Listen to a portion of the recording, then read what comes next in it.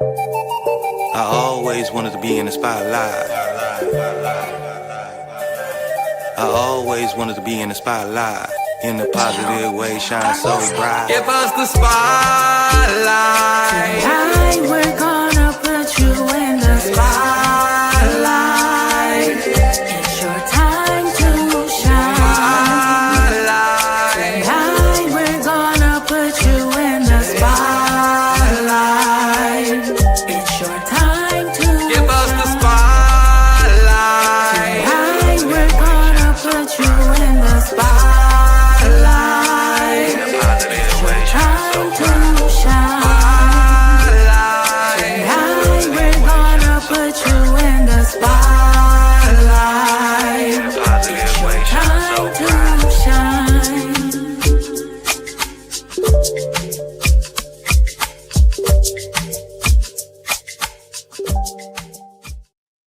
Yes, indeed. We are back. It's another Sunday with another Sunday Spotlight. I'm Cash at hand as usual. This is Mix Squad TV, and we got a very special guest this Sunday in FDE RAYM. He is a beat maker. He is a co-host of Beat Boys TV and just started a new show, podcast with his wife called High Matcha Chai. What's going on, brother? What's going on with you? Good, Cash. How you doing, brother? How you doing? I'm good, man. I'm good. Love to have you on the show. Love to chop it up with you. Love your, the beats that I've heard that we'll hear soon later on in this interview. Just want to start with just your story, man, from the beginning and anything you like to share with us on your journey. Well, as most of us as producers, I started off rapping. You know what I'm saying? I started off rapping with me and my cousin and my little brother. Started off South Bend, Indiana, small town. You know what I mean? Ain't too much happening around here, but college football, Notre Dame, everybody know about Notre Dame, you know what I'm saying? So ain't nothing happening about but college football around here, you know what I'm saying? So we decided to go the other route and do music. You know what I mean? We rapping for our family members running around like, Uncle Jimmy, listen to our rap. He's like, oh yeah, keep on rapping. Everybody, they all get drunk and want to look at the kids rap. Look at the kids rap. So, we performing for our family members and stuff. So my cousin Jimmy Ball, he actually got really, really big into doing music videos and stuff and moved down to Atlanta. So I'm like, okay, well, I think I need to pick back up on the music and stuff and start doing beats. So about 2 years ago, I went out and bought me an MPC-1. I'm like, I wonder what I could do with this. Because at the time, everybody like FL, bro, FL. Get FL. I'm like, I don't know. I don't want to do what everybody else is doing. I want to try to figure out my own. You know what I mean? So it's something about that though, real quick. It's something about having that inside of you where you just got to go against the grain. Bro, I was like, I want to be number one. Like, I don't even care about being number one. I just need to be over here by myself. Right. For real. But yeah, like I picked up the NPC, bro, and it just I took off, bro. I just was like making beats and just creating content, and everybody like, oh, bro, man, we love your music, bro. And then all of a sudden, I get an inbox from my boy Flash Finger Flame. He's like, hey, bro, I like what you doing, man. I like the beats you putting out, bro. You really doing your thing. I got this thing. I got a little idea called Beat Boys TV. I want to go ahead and start up a podcast and try to like let producers and DJs and artists network. So that way you can get the beats to the artists and get the songs to the DJs. Makes sense, right? Yeah. So I was like, bro, that's genius. That's genius, bro. Like I'm like, bro, I ain't gonna lie. I'm a promotion king. Like promoting is what I do. Like I love making promotion videos. Like my fiance, a fucking graphic designer. So we go crazy on the artwork and stuff. So I gave Bae that. I told Bae what we wanted. She drew up the Beat Boys TV logo. We started episode 1. Now we on episode 21. That's what's 22. And what's that again? I'm probably gonna share that on the screen a little later, but tell our audience exactly where to go to subscribe. All right, so everybody, if you guys want to subscribe to Beat Boys TV, y'all can go ahead and go to our Facebook. Just look us up on Facebook, Beat Boys TV. We're only on Facebook, but if you want to go watch our episodes, you can go ahead and go on my YouTube, which is RAYM 1043 on YouTube. So yeah. And we'll be sure to YouTube that I put that there on the screen for everybody. So if you can't find it, you can. Or if you can't find it on that one, it's definitely on the FDE RAYM. It's definitely on the FDE RAYM page on my artist page. Got you. Definitely on it. Now we did have an early question from one of our big supporters. Break it down inside out of Dallas. He says, "Do all producers get a MPC first?" It seemed like it. It seemed like it, you know what I mean? Like it was one of the first drum machines, you know what I mean? You got the 808 and you got the MPC, bro. Like, you know what I'm saying? So it seemed, bro, it's really nostalgic. It's a nostalgic thing. You know what I'm saying? You see Dilla playing on it, you see RZA playing on it, you know what I mean? So you see them type of producers playing on it. You want to go get one, bro. Right. Jay Black. Jay Black is crazy with the finger drumming. You see A-Ram music going crazy on the MPC, like Jermaine Dupri. See him all the time on his MPC. Zaytoven. Yeah. No, all that's all facts. And it's like, because I just ain't gonna lie, I just started like making beats less than a year ago. And I had IKEA something like that. The MPC machine, the little mini. Yeah, the Akai Mini. The Akai Mini, yep. And I'm looking at I keep looking at it right now because I need to go like this. That's the exact one. And I need to blow it off the dust because like it's just I got this one. I got this one sitting under my desk. I got an all black one right here. Gotcha. Yeah. So for me, being non-conventional to producing or making beats and being primarily an artist engineer, it's a little foreign for me to pick up on all the different uses and programming all the pads. Right. So I'm still kind of like making loops and stuff naturally, but I work efficiently. Like I ain't mad at nobody that use it. Just because I can't use it doesn't mean I gotta be mad at it. Right. I mean, I feel the same way when I like, okay, so I'm just now starting to get into like mixing vocals and stuff. You know what I mean? You probably done played with a couple different EQs and stuff. You know, I'm still learning lows and highs and stuff. Right. What's good for what? I mean, but it all makes sense as you learn. You'll start to know what EQs work best for what reasons. Same with compression. It's all about time on task when it comes to music. You know, even for artists, those that this show we like to drop nuggets, and for those of y'all that are artists out there, take the same approach, right? Like get better in the craft as you continue to make music. Like study, learn from others. Like pick up on like that word scheme or that word pattern that person used that you found that was like dope as hell in that song, and like utilize it. Like start adding more to your plate until you can evolve as an artist. One thing that I hate seeing a lot is someone who just stays where they were when they first started, and now it's 10 years later and you the same artist. And in the same pocket. They stay in the same pocket. Yeah. No. Yeah. So and I feel like that's kind of like where I was, because in between the time where I started making beats and I was a young kid, I did have a big like artist phase. You know what I mean? Where I was in a group, 7 of us in a group thinking we Wu-Tang Clan, you know what I mean? Yeah. So and then like didn't nobody we all like really like veered off, and I was kind of like in the pocket. You know what I mean? I was kind of in the pocket. I was like, hold on, let me try to do some beats instead. You know what I mean? Like I showed some people one of my videos from like 10 years ago. They was like, "RAYM, you rap?" You rap? Like, yeah, I got out of pocket. Right. I got out of pocket. Facts. So, we got to the part with the Beat Boys TV that started popping off where you have these interviews trying to introduce people to network and to make connections within music. Like you said, you've seen the growth of that. You have mentioned to me, backstage that like you didn't really even think about doing that. Now, after you've done it for 20 episodes, like what is your outlook on the podcasting now compared to what it was when you first started doing it?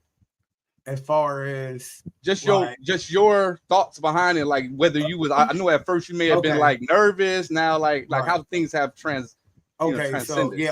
So like I said, when Johnny, like I said to you earlier, like when Flash had told me about it, I was with it, you know what I'm saying? We get to like episode 8 I'm like, I don't know about this, bro. I don't know, like, you know what I'm saying? We like, bro, like we ain't making no money with Beat Boys. I'm like, bro, it ain't about the money right now. It's gonna come. You know what I'm saying? It's gonna come, bro. We get to episode like 18, 19. I get a notification that we got 200 watch hours on YouTube. I'm like, ain't no way. Ain't no way. That's how I knew it was. That's how I knew it was real. Also, I knew like we actually had people watching us. We had people supporting us. Like I woke up one morning. I went from, I think the 28 views on Facebook. I went from like 36,000 to 97,000 in 30 days. So I'm like, oh, bro, we got it, bro. We going hard, like, and they loving this, bro. We got to continue to keep doing this because we was on the back, bro, and it's been ups and downs, y'all. We done had people cancel on us. Yep. We done had, you know, we done had people cancel on us. We done had people tell us 2 minutes before the show finna get ready to start they couldn't make it. We done had issues with the internet. You know, the internet connection messed up. You know how that worked. You know what I'm saying? Like, all type of problems. Like, but through the grace of God, we still here, man. 21 episodes in, 22 episodes on Tuesday. And we're going stronger than ever, man. People continuously come and tune in, give us good feedback. We do music reviews. We have a ton of artists submitting music from Africa to UK, everywhere. Like, and that's dope. That's dope. And the fact that we are interest aligned because we do similar things. I asked that question personally because, like, you know, just even from my perspective, man, I had no idea all that went into things behind the scenes to get things on air for people. Like, and even us, we're not at a certain level where like it's extra, like we on the BET platform or something like that. But like we put work into the visuals, we put work into the thumbnails, we put work into making sure the aesthetics look good. Like all of those things is what I didn't necessarily know was it's not required, but I didn't know. Helped. Yeah, it helped, but I didn't know all of that was helping. Yeah, I didn't know how much time all of that shit took. Man, also one week I just took it upon myself. I'm like, man, okay, I'm tired. We're gonna do a show, but we're not gonna do a promotion video. No, we're not gonna do a promotion video, man. When I tell you, it makes a difference. Yeah. From when people see the promotion video and when you just go about it, hey, we're going live today. You know what I'm saying? Like just pop up, it makes a difference. Like that, the thumbnail thing, it makes a difference. Like when people see that, when people see that, they're gonna click on it. They go, oh, what's this? Yeah. You know what I'm saying? It matters. It definitely matters. Bet. So wanted to ask more about like that's a little bit about your past, but you're not done. So where do you see yourself and where do you see either like what you're a part of, whether it's Beat Boys, whether it's the High Matcha Chai, whether it's you yourself as a beat maker, where do you see yourself in the next 5 years? So the 5 year goal is hopefully, well, the 5 year goal is in 5 years, Beat Boys TV gonna be on like a Roku TV channel by then. That's where we're trying to push this thing, getting on the Roku TV channel. We can make this bigger than we can make this bigger than YouTube, Facebook, Twitter. You know what I'm saying? Twitch. You know what I'm saying? We can make it bigger than we could be a whole network if we put our mind to it. You know what I'm saying? The Mix Squad as well. You know what I mean? It's people that listen to y'all who want to see y'all. Imagine the people who don't know about y'all who probably want to listen to y'all. Right. You know what I'm saying? And that's a bigger platform to where we can make that happen. Absolutely. So, and then with High Matcha Chai, the goal is to get an RV and travel the country. That's what me and my fiance want to do. Get an RV, travel the country, and podcast, and do art and do music. Dope. That's the plan. So, like, you know, I'm a family guy, man. You know what I'm saying? I got 5 of them. I got 5 kids from 17 to 3. Okay. When you speak about your fiance, you know, this is a personal question, but just you know, with being a creative, being into music, doing the arts, have you had challenges in relationships because of the path of career that you've chosen, or have you always found it, you know, where it works out for you? With music anyway, and with the podcasting and stuff, that's not where we have our troubles. You know what I mean? Because she does it with me. She's a music artist too. She does music. Got you. She create content. She does art, so she's always sharing her artwork and stuff. You know what I mean? So I make sure that I incorporate her in everything I do.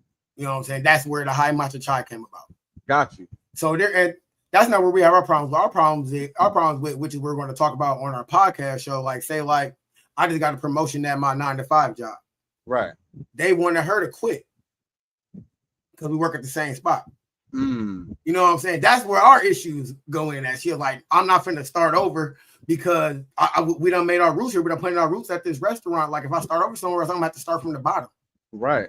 You know what I mean? So, but that's a hard one because your elevation is coming at an expense of her, and exactly. Yeah, that's tough. Exactly. But but being the power couple that we is, and we just love, and by the grace of God, we pray, and we're very blessed. You know what I mean? So I took a position that was a little bit lower, that didn't have to consist of her leaving. You know what I'm saying? I still it's just a little bit less money. That's all. Yeah. You know what I'm saying? So we make a little bit. So you make sacrifices. Yeah, I'm saying so sometimes a little bit less money is worth the less of the headache. Exactly. You know what I'm saying? Because that would, being someone who's been married for a decade, it's some stuff that I know that she'll tell me ain't no problem, and I know for a fact it will be. It's a problem. Exactly. Exactly. And everybody know a happy wife is a happy life. For shit show, like straight up. You're damn right. You know what I'm saying? Sure. Like, even to some of the most alpha men and to some of the most men who, like, I talk to, that's like, man, I run mine and all of that. Right. Even to them, that saying is true because you know what I'm saying? Like, who wants a disgruntled partner? Nobody. Not nobody. Nobody. Especially us guys are like, there's something inside of us as being a man who wants to be that provider. And you being disgruntled under my hedge is a problem. Like, it's an issue. It causes me to feel some kind of way. It's like, yo, what do I'm doing? Like, what do I need to do? Why are you feeling this way? Like, what do I gotta do? And then like you start to butt heads. So the fact that y'all can maneuver through these life situations and stay a unit so much so that y'all want to make content about it, that's dope. That's dope as hell, because there's a lot more people out there that could benefit from that conversation, because there's a lot of people that are dealing with issues like that don't have nobody to talk to about it. Exactly. That's exactly why she said, she was like, hey, this is a good idea, because I'm pretty sure people going through the same stuff. People going through the same everyday stuff that we going through. People got kids that be talking back to them, you know what I'm saying? They might have a problem with that. You know what I'm saying? You want to talk about it with somebody. You might have, you know what I'm saying, some parent issues, you know what I'm saying? You want to get somebody feedback on that. You know what I mean? You might have absolutely. You know what I'm saying? And that's for everybody out there that is thinking about starting something where you want to get out here and share your story. Somebody out on the internet of somewhere is understanding, empathizing, sympathizing, have been through, could share an experience that helped them. Like this. A lot of what we end up doing on these platforms be originally therapeutic that turn out to be something that's become bigger than it is. But oftentimes, you know what I'm saying, there's some conversations that I, have on my personal page that's just like, I just want to have this conversation because this is something that's on my mind. Right. And then you find out that a lot of people resonate with it, and then you feel less alone about it. Right. Yeah, you hear a lot of people talk about how music, some songs like really get to them and change their life. These podcasts that we doing and the conversations that we have with these people can change somebody's life, can get somebody out of the slump. You know what I mean? Can get somebody, you know what I mean? Like, make somebody realize, like, oh, I ain't the only one. Straight up. And then there's two sides of the coin, right? Like, there is the positive side, which is some of these podcasts out here uplifting and getting people out of certain slumps and out of certain ruts that they may experiencing. But on the flip side, you got people providing information that's getting people thinking that they about to come up on some financial something, and then find out that they pulling a stain that's illegal. Yep, a scam. Because I had just seen something with not Earn Your Leisure, but the $1 million worth of game. I think it was. I can't remember which one that was telling them about. Like, I'm a finance guy. Like, cash at hand come from credit building, right? Like a separate company that I do where I fund credit and fix finances. Okay. And this guy had told him basically, go do this, get a loan from here, do this, go XYZ, and all. whole time he got picked up at the bank by the sheriff because it was illegal. But this game that you putting this man on, that you don't put millions of people on because millions of people watch the show. So it's like, that's why I say it's two sides of the coin. We got to be careful on what information we share sometimes, not even share, but what we're giving away as, oh, this is what you should do to come up. So that's why I say it's two sides of the coin. That's why I appreciate and have affinity for like people like yourself who are being vulnerable about your personal circumstances, you know what I'm saying, and sharing that with the world. That's not easy, and I know that y'all gonna be dope at doing that. So like definitely personally send me the information when it drops so I can share it and watch it. But also I will be sharing that with the Mix Squad audience as well. And then bro, you said over a decade, you and your wife over a decade? Yeah. Y'all gotta be we gotta have y'all on. Got to. We gotta have y'all on. I know y'all got some stuff to tell us. Got some stories. We only 3 years in.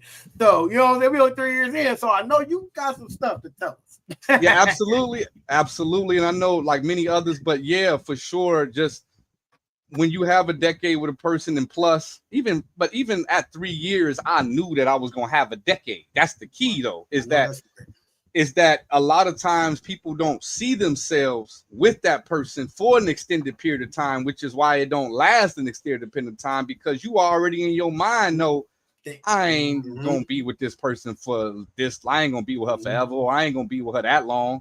She's just right now. It's the mindset, bro. It's the mindset. But that's a good transition that we can take here to listen to one of your the tracks that you sent in for the audience to engage in. This is one of your beats. The first beat that we're going to take a listen to is Trap Circus. You want to give us a little background story about Trap Circus? Okay, so I am a sample-based producer. I really like flipping samples, and I really get like my creative going by somebody else creative. You know what I'm saying? I get inspired by other people and other things. So Trap Circus, I believe I had got from a sample off of TrackLib. Yep, it's a TrackLib sample, a soul sample.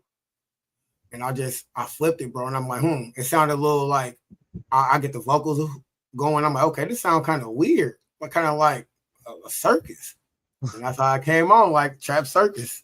And before we listen to it, that's what I felt at first was, okay, this is a little not weird. That wasn't the word that I had thought of, but I was like, like ruckusy, like it's like a little off, not off beat, but it's a little, it's y'all gonna hear it. I can't even think about that. It's a circus, man. But like it is, like truth be told, it is. But what I was hearing when I first heard it, it was like, once the beat dropped and everything, it was all a masterpiece. But up until the beat dropped, it was like, okay, where the hell is this going? And then when the beat dropped, it was like, okay, like you know what I'm saying? So I like that. Sometimes it's not always about the immediate grab. Sometimes you gotta have people like raise their eyebrow and be like, hey, where this shit going, dog? And then like, you know what I'm saying? Because that is that's engagement, right? Whether it's off the rip, a mug like, oh, off the first 808, they like, oh, this my joint. Or if it builds up to like, okay, where we going with this, and then you hit them with something, you still are engaging. So let's take a listen to Trap Circus, y'all, and let's feel this beat together.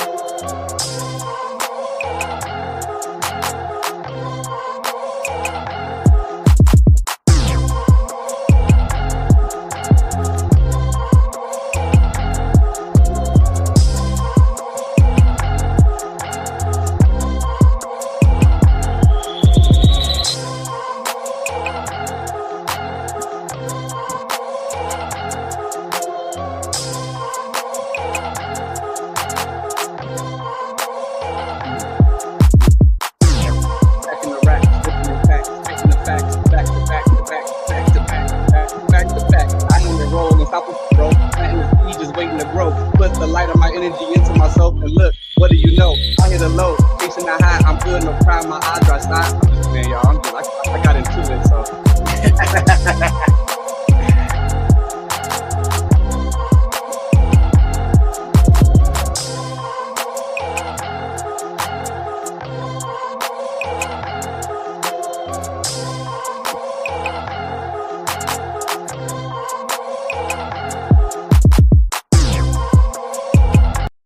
Yes, sir. Yes, sir. Yes, sir. That trap circus. Yes, sir. Yes, sir.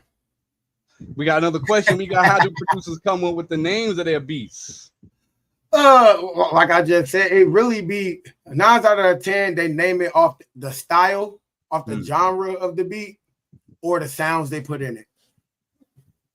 9 out of 10. Well, Yeah. Well, at least that's what I do. And then you put the BPM and then the date on it. That's Pretty much. I mean, it's really from what I've seen from me searching for beats, is really algorithmic, where they put the beat name to try to be something that generates searches from the algorithm. So like if I do a big X the plug type beat, right? And so like, you know, I'm the outside the box guy that when I started making beats, I called them cash at hand type beats because, but at the, you know, but that right now is not a benefit because currently cash at hand is not yet the name that it will be. Right. But once it does become that household name, then I'm, you know, I already got stuff in the algorithm that you already got the hashtags going. already in the algorithm. Yes, I'm about to bring on my man Audio Manipulator to the stage with us. I know he's joining us to co-host this interview. Sure, he got a couple questions for you. Well, before I get to the questions, this is how I name my beats. I name them first, and then I go in.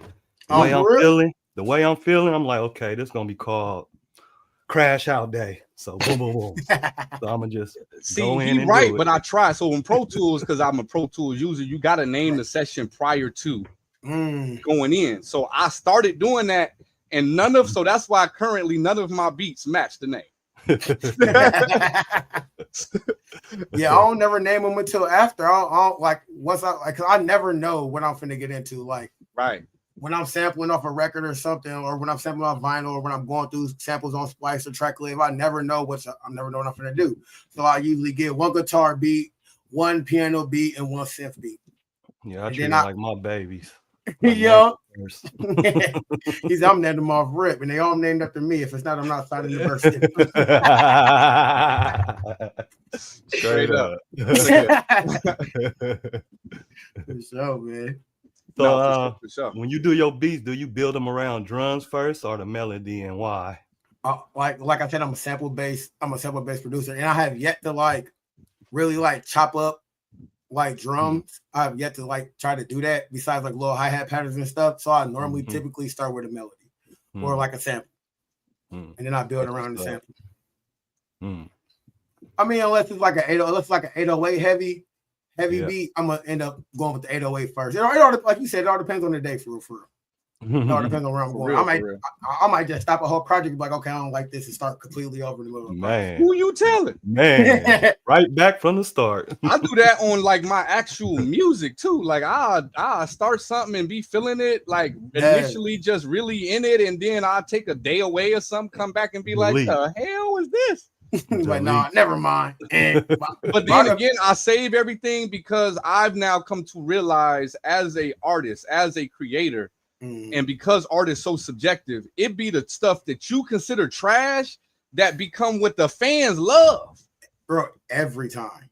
I'll be in here making beats. And I go live every Tuesday on Facebook. It's Cook Up Tuesdays. You know what I mean? Cook Up Tuesday. Y'all hear that live every Tuesday? Every Tuesday, 12:30 p.m. Eastern time, man. We're gonna have to tap in on Cook Up Tuesday, y'all. I'd have been 40 minutes into a session.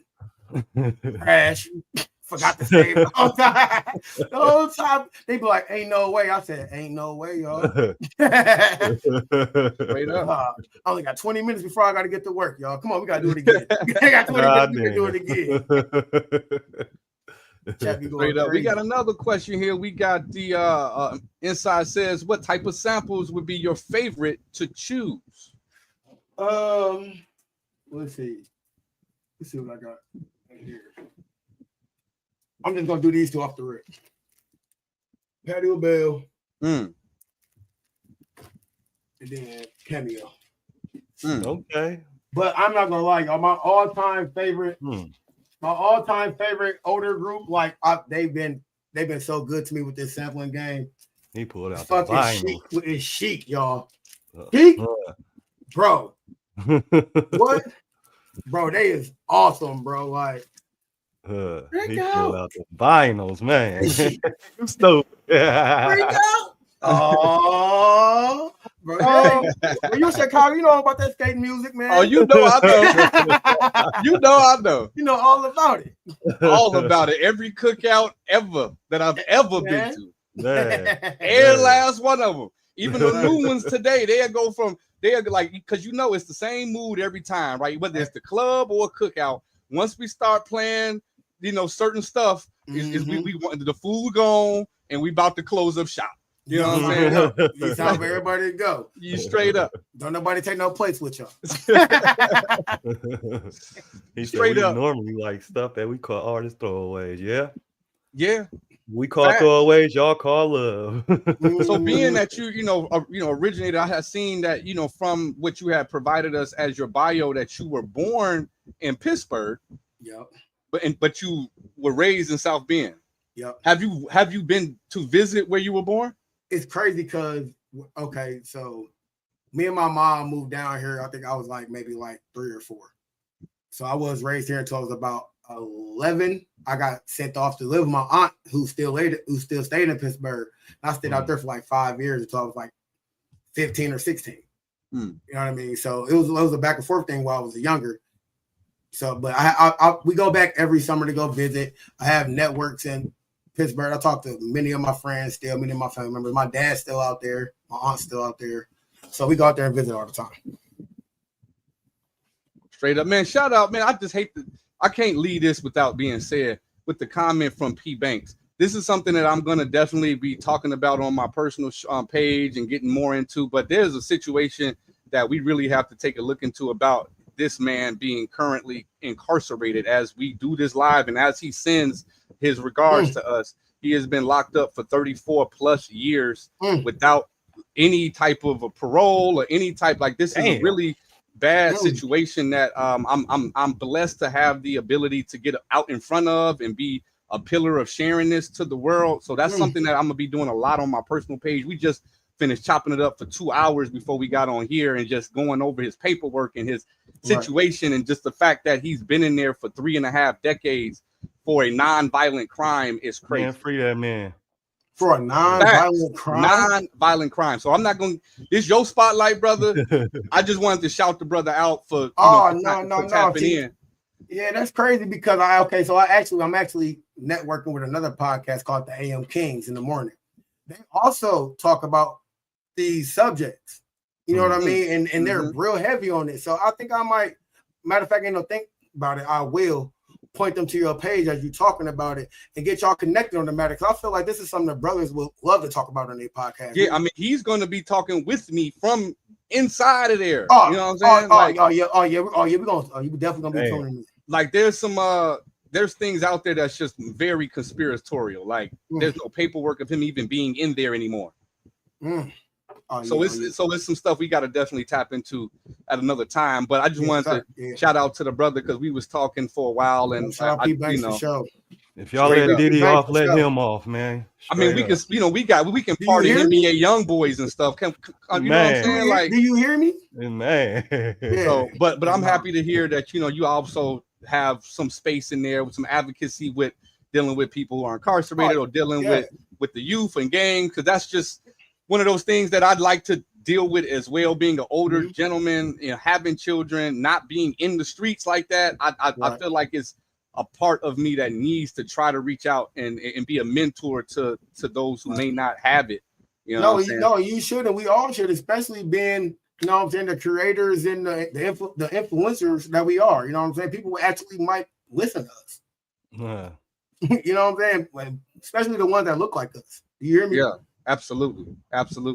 And not only that, help people with child support too. Fathers that's fighting for shit like that, Might throw it all in. Shit. Yeah. Let's get it. Hey man, there's a lot to advocate for in today's society. Like to some degree, you need to just be an advocate of being a man because they're trying to make it not like to where you can't even declare that you are one. Because like, they're trying to make this a genderless world, bro. Like so, we gotta fight. We gotta stand for something or die for nothing. You know what I'm saying? So, but that being said, you know we definitely want to keep the show moving. We appreciate you coming on our platform and blessing us with your work, and we want to give that to the audience. And so we're going to be moving to the next track, which is called this is the trap type beat, which is what you labeled it as. Okay. Give us a little insight about that one. Did it have a BPM on it? That one I have to let me go back. Yeah, to BPM it. I'm on pretty sure that one was called 150. 150. If it was, okay, so that's a little faster. Let me see. Is it? It could be like a It could be a Glorilla type beat or something. I don't know. I don't remember. All right. Well, maybe you can give us a little nugget once we hear it. Okay, let's hear it. Which one it is? Let's get into it. Damn, that's dope.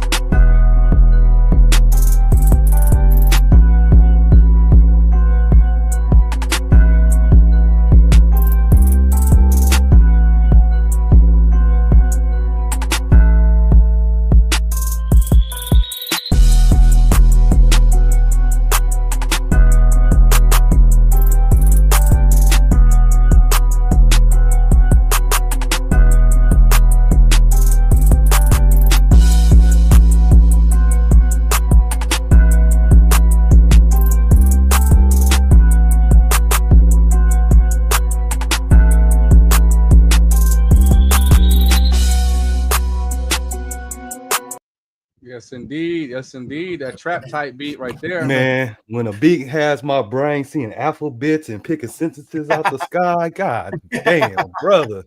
We got two comments on that one. First, break it down was saying like he was loving them bells. That's the first thing that I gravitated towards. Was like I was like, man, what made you to think to add some handbells? Because like being somebody who actually know what handbells sound like, because I used to be in a handbell choir.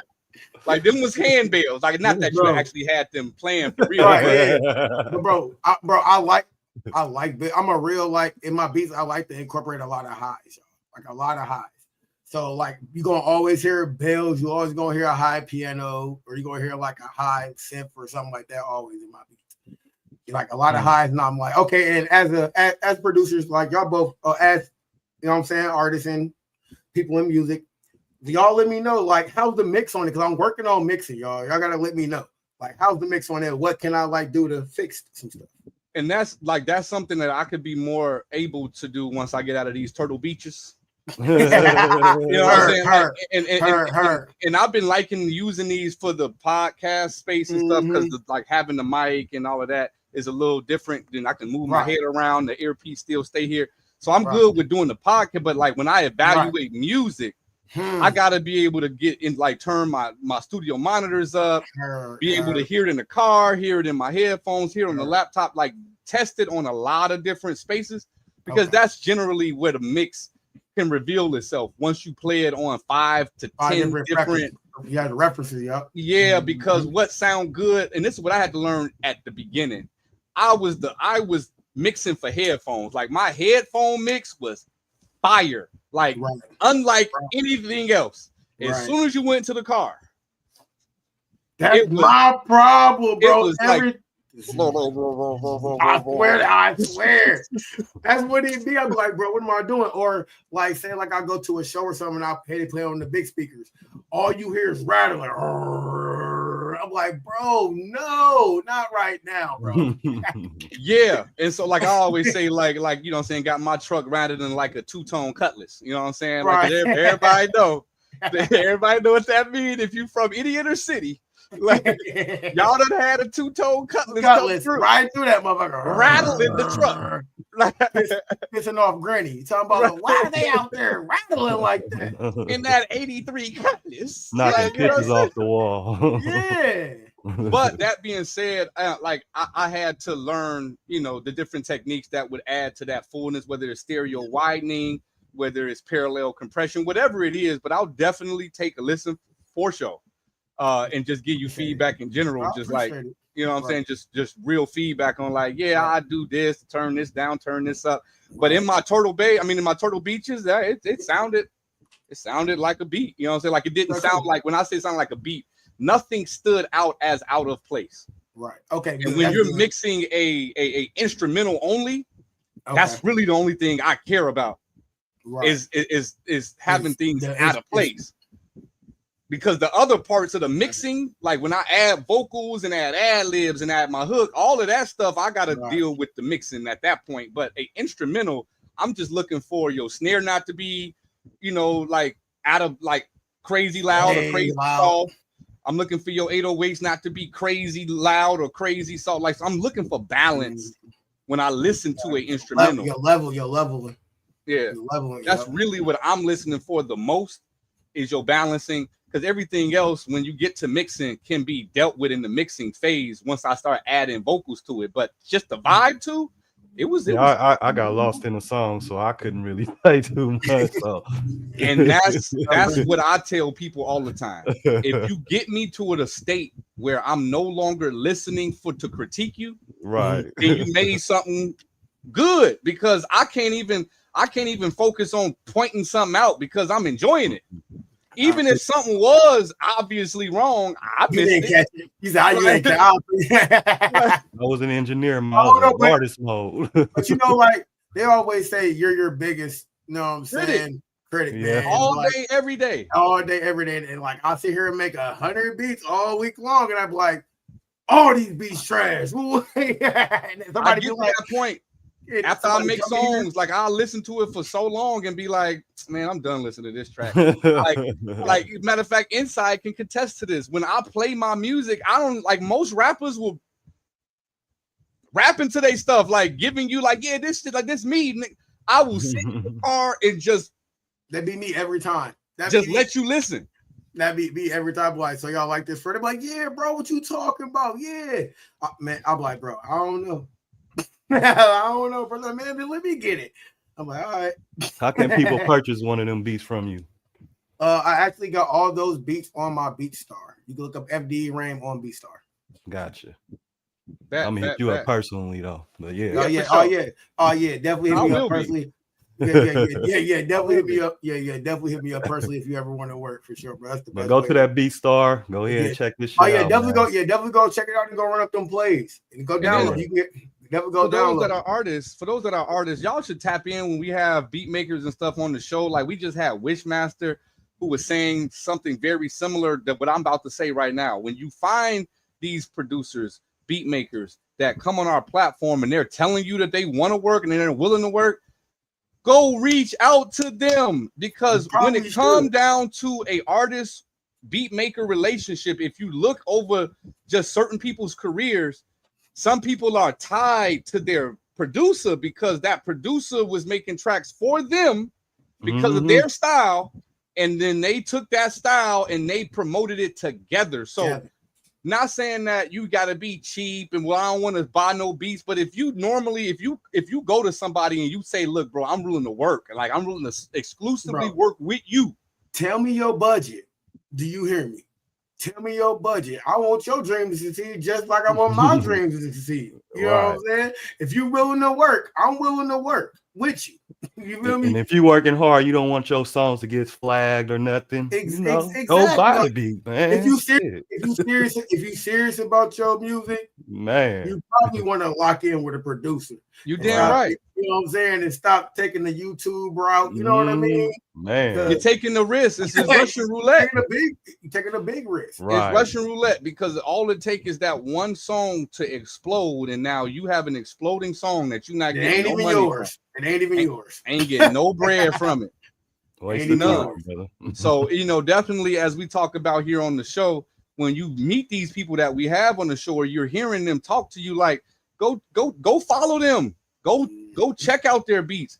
Go let them know a beat that they like. Like one thing I've done to one of the producers, they hear a lot of my music from this particular producer because a lot of my music we team together.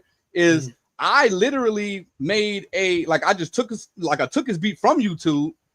I made the whole song and I sent it to him. Like, bro, this is what I'm doing. Like, this is what I'm working with. Like, can we make an EP? Sometimes you just got to shoot your shot. He could have said, no, you got to buy it. And that would have been what it is. I would have just had to buy it. But it don't hurt to see if someone is willing to be like, you know what, bro, this is up my alley of music. I find this dope. I'm willing to work with you. I'm gonna send you a couple more just because. And that's because I like what you're doing. Literally what happened. Every single week I get a pack of beats from this dude. I bet. Y'all be working. That's all I bet. And that's how it happened. And that's exactly how it happened. Like on B-Boys TV, well, I cannot express to them enough. Like, bro, you gotta be able to hit these people up in network, bro. If you're not rubbing elbows, shaking hands, how you doing, sir? My name is this, bro.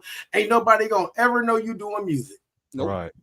And then you know what I mean? Like, bro, because who's out here really truly scouting and searching for the most unknown underground person that they could find, bro? Nobody got time for that.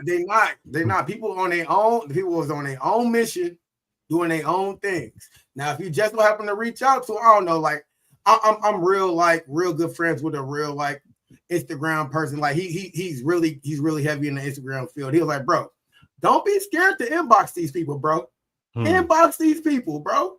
Keep on inboxing. We said either they're gonna start watching your page and figuring out why the hell you inboxing them, right? Or they gonna block you. There's only two things they can say: yes or no. Shit. Right. And at the end of the day, sometimes a non-response today may end up being a tomorrow. Because there's some guests that we've had that I'll shoot them a shot.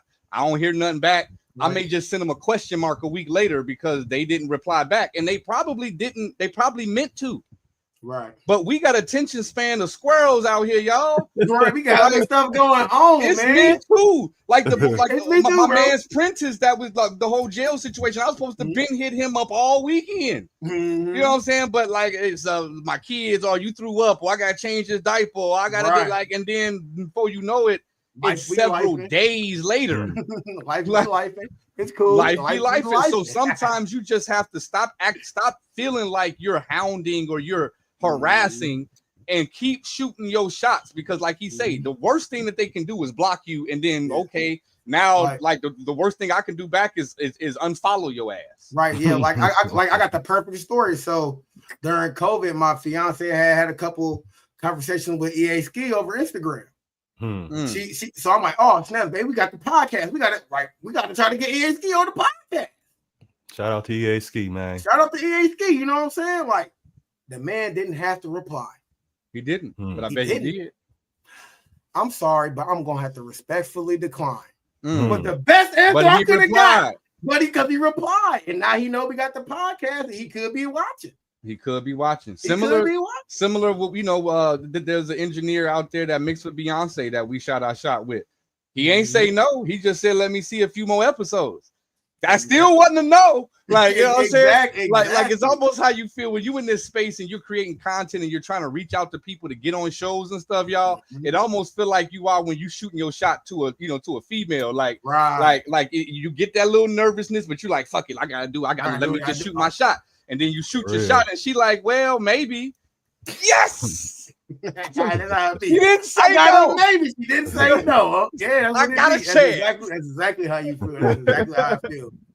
You know, and then when you do get a yes, when you get a blue on the show who got, you know, nominated for Grammys, Wishmaster, and all of these different people who do say yes on the show, it validates you in your space of what you're doing. You know what I'm saying? So it helps you get your shit to more and more people. So, and this is just for the audience who's out here, because there's a lot of people who are like myself, who was watching a lot of people like myself, telling myself when I was watching them, I could do that. I could do that. When I'm gonna start doing that, when I'm gonna start doing that. For years, done sat here in my whole 30s, done been watching people doing something I know I could do, but I just didn't start.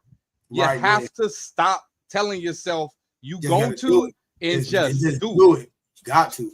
Even if like our first episodes or two was the sloppiest things ever. We didn't know what we was doing. We didn't know why we was doing it. We just did. And we was able to learn from our mistakes by watching and rewatching. Like, bro, I gotta stop shaking my leg because I got a nervous twitch and it's making me look like I got Tourette's. You know what I'm saying? Or not Tourette's, but the Michael J. Fox joint where he the shakes. Yeah, like, so, like my right leg is just something I do naturally. Where like even when I'm mixing, when I'm making music, when I'm talking to my kids, I just shake it. Oh, it's crazy. When I'm making beats, I be over here rocking. When I'm making beats, right, like we all got a nervous tick, and I'm watching myself, and I'm just watching the guest, and he just talking, and I'm over here. You cold, nigga? You need a jacket? Like, bro, what is going on with me? Like, turn on the heater.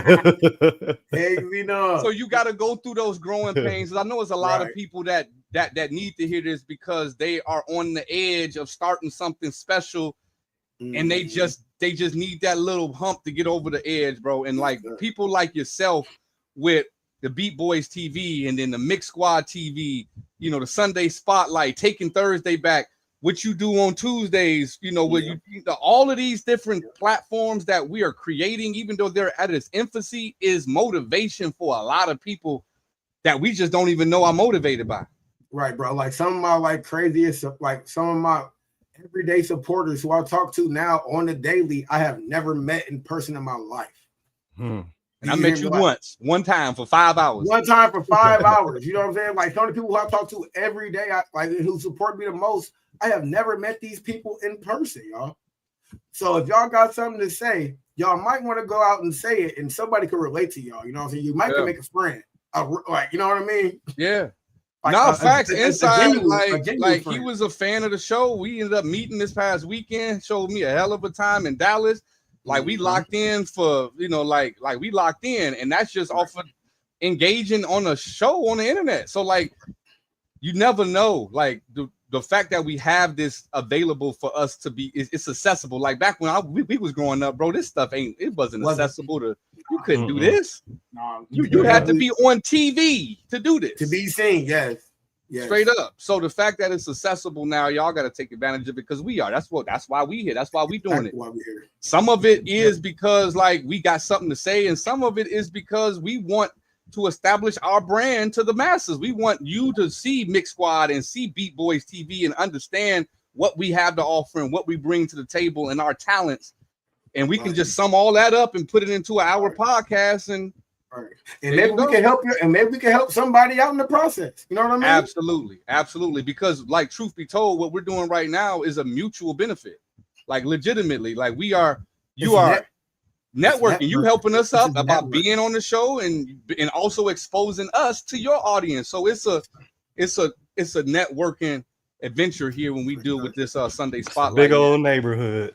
Big old neighborhood, man. It definitely take a village. That's what my mom always told me. It take a village, man. Straight up. Yeah, and that's one thing that I feel like as a people we have strayed away from in general, that we no longer have the village mentality, and we have this like individual, narcissistic bro. almost. I hate it so much, bro. I hate like it. really about self only, and it really drives me nuts being someone who like is actually lifted up about building with people. Like I get a high from helping people. Bro, I preach, bro. You preach to the choir. Bro, like literally all day long on my personal page. I genuinely get a good feeling in my body from sharing other people's music, sharing other people's podcasts, sharing other people's food, you know what I'm saying?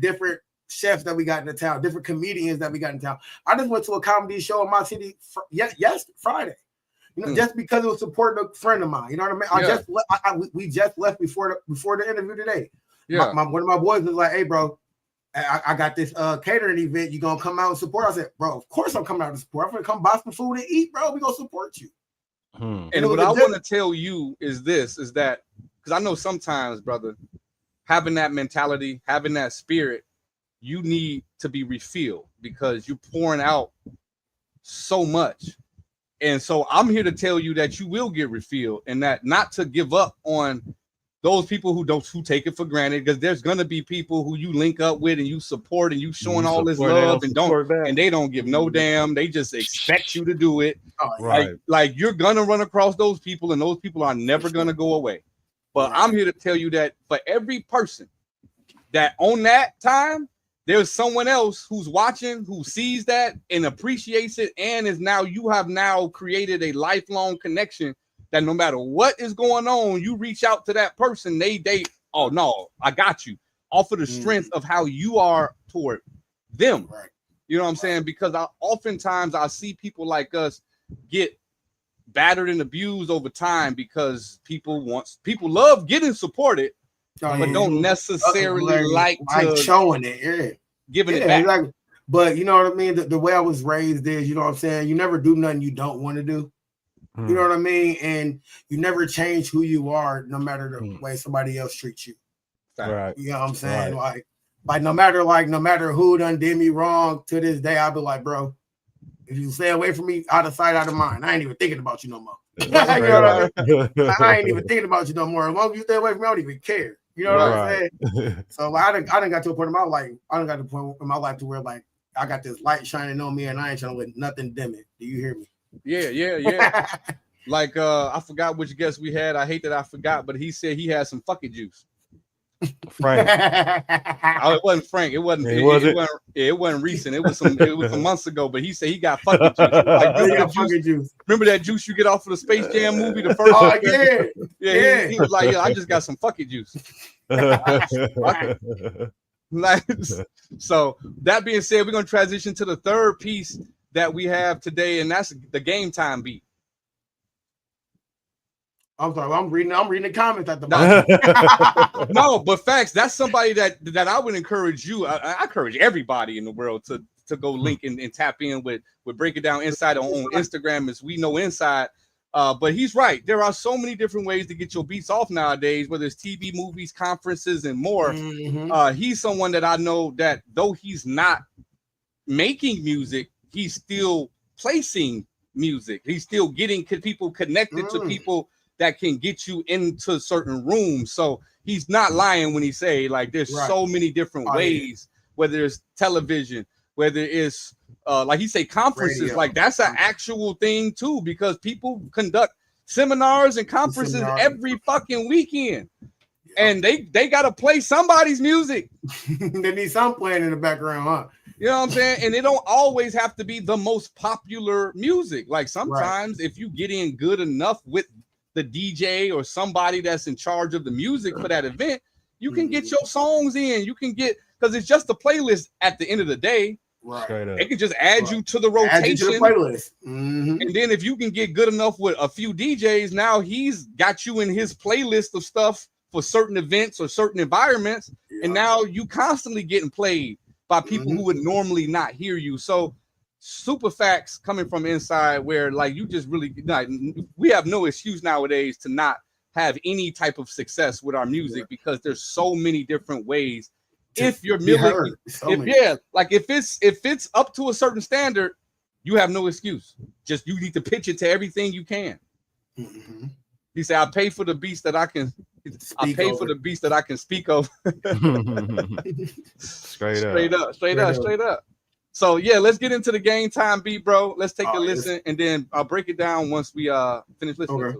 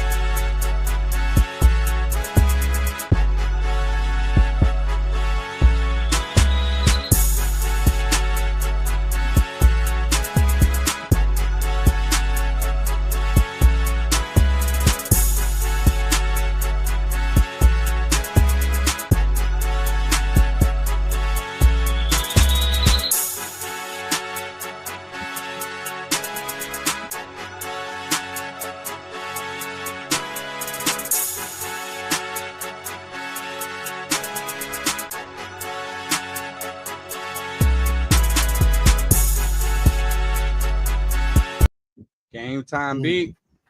Yes, sir. Now, Yes, when sir. I first heard that one, I ain't gonna lie to you, man. I was like, this right here is an intro to something of some kind. Like this is an intro to a show, to a podcast, to I usually when we do B-Boys TV, it's always either Game Time or Trap Circus. Gotcha. So that's maybe even where I heard it from. Yeah, it's you know always what I'm saying, because it sounded familiar when I heard it. So I probably done caught a reel or something. You know what I mean? Right. Yeah. So the backstory of that is like you hear the horns in it, you hear the drums in it. It sounds like a marching band. First thing I was thinking of was Nick Cannon and drum line. Is Game Time. You know, like I was like, okay, this is the name of the beat. But I mean, now that name actually makes a lot of sense just for how it sounds in general, because me being someone who plays sports all my life, it gives me that feel. Like it give me that feel of I'm warming up, or I'm about to get ready, I'm about to go, like I'm about to play. It do give me that game time. Yeah, like it's about to be game time. So that one I think was on par for the name that was chosen for that one. Straight up. Have you had anybody on any of these beats so far give you something that they've rapped over on it? On them beats, on the one you're gonna play last, I actually do. The Big X the plug. Yeah, I actually do.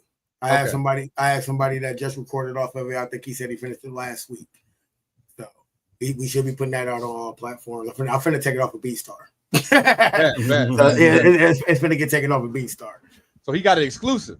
Yeah, he got the exclusive. It's actually the artist that I'm working with. His name is Hevo 12K. Y'all should go add him on all platforms. Hevo 12K, excellent artist out of South Bend, Indiana, man. Bro, he's a great storyteller, bro. Like when I hear this man tell stories, I be feeling like I was right there with him when the stuff happened. Right. Man, like, that's what's up. That's what's up. I'm definitely, plug me in when it drops and stuff, bro. Yes, I'll go ahead and take it off my list of stuff to make a song too, though. So I'm gonna go ahead and take that off the list. Don't worry about it. I'll it's deleted. I won't. I promise I won't. But it was a good beat. We're gonna hit that last. We got a question here inside to say, how do you know when a beat is ready to be presented to the world? Do you have people listen first before sharing it? Okay, so I normally when I make my beats, I always build the loop first. I always build my loops first. Like, so I got the whole, so I can like track it out and separate it before I do that. I always end up making a reel, like a Facebook reel or Instagram reel or whatever. And I see how that do. I'm like, okay, I put like 3 of them together. Then whichever one do the best, I'll go ahead and arrange it. Boom, boom, boom. And I put it out. Yeah. I mean, my process is like, I got probably like 30 tracks right now that I haven't released. So I'm not the right one to ask that to, because it ain't never ready. It ain't never ready. and then with me, I like to lock in with artists. So most of my beats and stuff I do make, I'll be making them for artists already. Right. You know what I mean? I already make, like, they always come like, bro, this is the type of beat I want. So whenever I work with an artist, I always tell them, send me a reference track or 2. So I know what type of beat you like. Right. So then, like, I just go from there. So 9 times out of 10, if I'm making the beat, it's for an artist. You know what I mean? Have you ever made a beat over a vocal? No. Like straight vocal? Like straight vocal. No. And I mean, I ain't gonna, I always add the vocal chops after you, right? Yeah, no. Like, I don't know, because like I should try it. It might not be as difficult as you think, you know what I'm saying? Just because the cadence of the individual is gonna drive the art, the BPM of that beat, of the beat. Right.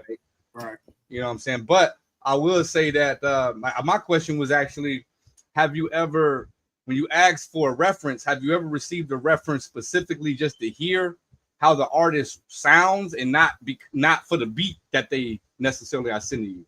Like to make a beat for their voice and not necessarily to make a beat sounding like the beat that they sent you. Right. Okay. So it all depends. Yeah. Like, so now, like, I want to like get into like the R&B feel.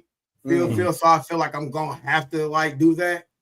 You know, I'm gonna have to like think about the artist's voice and how it will match with the beat and stuff like that. I'm gonna have to think about it. It's gonna matter. Right. I haven't really thought about it. I haven't really thought about it as far as like when I make my trap beats and stuff. Yeah. Mm. Yeah. I mean, just just interesting things that us as artists and as creators just think about. And because like me personally, when I send something to somebody that's already got a beat on it, I'm not sending you the track because I want you to remake the beat. Right. I want you to hear how my voice and my cadence and how I rap sounds, so you can make a beat around how I already sound and stuff. So right. So really when it's the reference track, it's not more so to remake the beat. Right. I know. It's more so to get the style, to get a feel. To get the feel of what you like. You know what I mean? Yeah. Like, okay, you send me 3 beats, and 2 of these beats is piano based. You like piano based. I got what you saying. Right. If you send me something with a whole bunch of 808 slides and stuff, oh, you're a drill rapper, huh? Right. Like when I send it to you, it's gonna be all soulful samples. Oh, and I love soulful samples. I love bro. That's my favorite type of genre to make. That's my favorite type of genre to make. I love making trap soul beats. I love trap soul beats. That's why I got all these records in here. Right. I see, man. Right. You gonna dig out my vinyl shit. And then so I had got the record player for my birthday. My fiance got it for my birthday because I was like crying, like, man, I really want to start sampling records and stuff. Man, they told me it was gonna get expensive. I went there and bought 4 records for like $100 the other day. I was like, yeah, I ain't doing this no more. I don't think I'll be there next paycheck. I'll be there. I'll show up next payday. And I get it though, to have them and they back in style. But could you imagine like if you just like I got uncles and my dad and stuff that just had them from back then. Like he still got the off the wall vinyl from Michael Jackson and stuff like that. Like I can only imagine like what them joints is worth today. Right.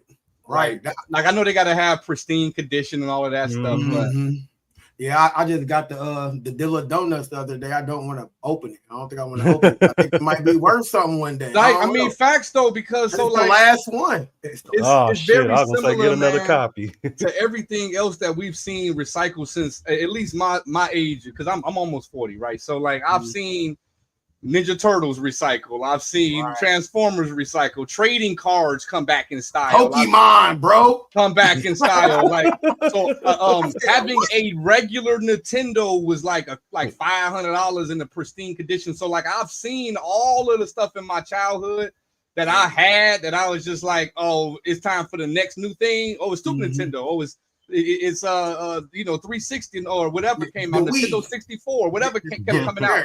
The Switch. And I disregarded the old stuff as it's old. But now I look back and it's like, bro, if I would have kept any of these things, you know what I'm saying? So that's why it's like when you start to get into some of the vintage stuff, it's best to just err on the side of it's going to be expensive. Even clothes and stuff. I seen one of them FUBU jerseys go for like, oh my God, $300. I was like, ain't no way. I remember back when I was in the. Remember when the FUBU shoes came out? That's when it was like they was overdone and like nobody it was like once the FUBU shoes came out, FUBU was over with. like if you have FUBU shoes, you missed the FUBU era. Yeah. I was the guy with the FUBU shoes. You get what I'm saying? So like exactly. So you know exactly what you were saying about me when we was in school. So to see that come back, it's just like, yo, man, I was getting beat up on these shoes. That's crazy. Yeah, it's something like lugs, you know what I'm saying? Like shit. Starter jackets. You come with the Birdman. Y'all stupid. I'm just saying. So but that should be a teaching moment as well for the youth, right? Because a lot of times our kids, our children, that's not in style. That's not this. That's not that. Like, bro, just grow a little, wait a little time, and all of this shit that you telling me is not in and not popular. My 17-year-old just walked out the house to go to school this year looking like she was in the 70s. With them Aphids on? With the fucking platform, the bell bottoms. Yes, that's how my daughter homeless. I was just like, wow. Why y'all purposely spending money to look like y'all ain't got none? Right. Like I said, she said, I think you gonna go buy them old people shoes. She said, yeah, I want them. My niece just showed me some all black with some all black, maybe a white sole shoe that looked like some Skechers or something. Like they just looked real generic, and she was like, she was mad as hell that I shitted on her party. Because I was just like, she was like, Uncle, you like my shoes? I was like, I'm happy for you, but I don't like them. Them are ugly. Like, what? You don't like my shoes? They look like some basic ass black shoes. I don't know. What you want me to say? I want a pair. Right. Where do you get them from? So that being said, we just gotta, you know, I'm saying the youth out there, keep in mind what's in today that won't be in tomorrow. We'll be back in by the time you're 30. I swear. So keep it. I got hella true religion shit. My cousin like, you better bring some of that shit out. I said, damn, they back. This one day, this is the Oculus. This boy, you know what I'm saying? Right now, it's like whatever. It's the Oculus. Like let 30 years pass. You ain't played it since you got it. I ain't played it since I got it, brother. I actually use it more for watching things than I do to play anything. Like I may watch an NBA game on it or something, so I can be courtside or some shit. They do that? Yeah, I gotta get one. They do that? Yeah, like TNT app and stuff like that. Like put you.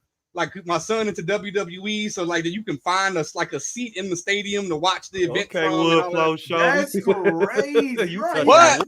Side court seat for nothing. A lot of the functionalities ain't really up the standards of a gamer though. Like I game though. Like so when I play 2K and play Call of Duty and play Madden and UFC and stuff like that, when I play them games, I want the same graphics on these consoles that they putting inside of the Oculus. I don't want what they currently got. So VR got a long way. The point is that system that I have for the VR, it ain't gonna be worth shit in a couple years. Maybe 5 years, it ain't gonna be worth nothing but $50 or some shit. No, but let it circulate again.